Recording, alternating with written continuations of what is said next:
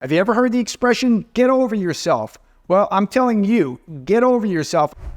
Marriage is in, co-parenting doesn't.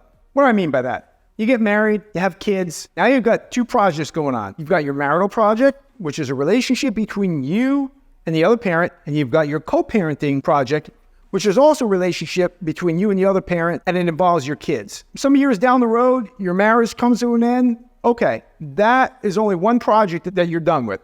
The other project is getting your kids safely and happily through their childhood into adulthood. That project doesn't stop just because the relationship ended, whether it's a marital relationship or whether you were never married, maybe you lived together or didn't live together, but you just had kids and you were co-parenting them together. That relationship ends, you still have that co-parenting relationship going, and you have a responsibility to your kids to continue to work together, to continue to give those kids a feeling of family, even though you're no longer together. What defines a feeling of family for kids? It's not their parents living together. It's their parents working cooperatively with each other to get them through childhood, to put the kids' interests first and set aside your own interests. Have you ever heard the expression, get over yourself?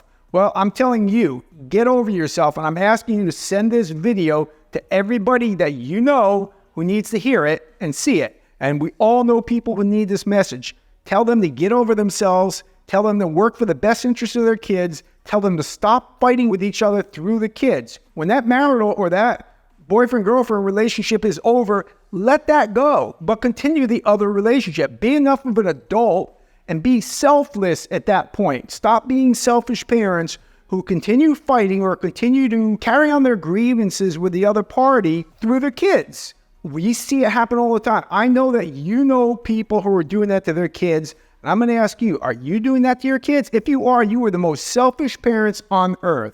And if you got a problem with that, you can turn this video off or you can tell me in the comments. But I think if you're watching through this point and you haven't shut it off, you know what I'm saying is correct. And if it stings a little bit, good. Go back and watch this again. And keep watching until you get it through your mind that you need to put the kids first. Your kids deserve a happy childhood. They did not choose you as parents. And just because the relationship ended, or maybe never even started, maybe your kids came from perhaps even a one-night encounter, but your kids still deserve to have a happy childhood. They are innocent. And please, please, on behalf of all the children out there, take them into consideration. Put them first. Put your swords down. If you're going through a divorce, just get through it, okay? And then once you're through it, let it go. And move on to this new phase in your life and embrace it. You'll be happier, your children will be happier, and you know what? Someday your grandkids are going to be much healthier, because if you screw up your kids, there's a good chance that they're going to screw up your grandkids. So do you want that on your shoulders? Did you grow up in a home where your parents were fighting like crazy? Is that something that you want to replicate? Or do you want that to stop with your generation and not pass it on to your kids?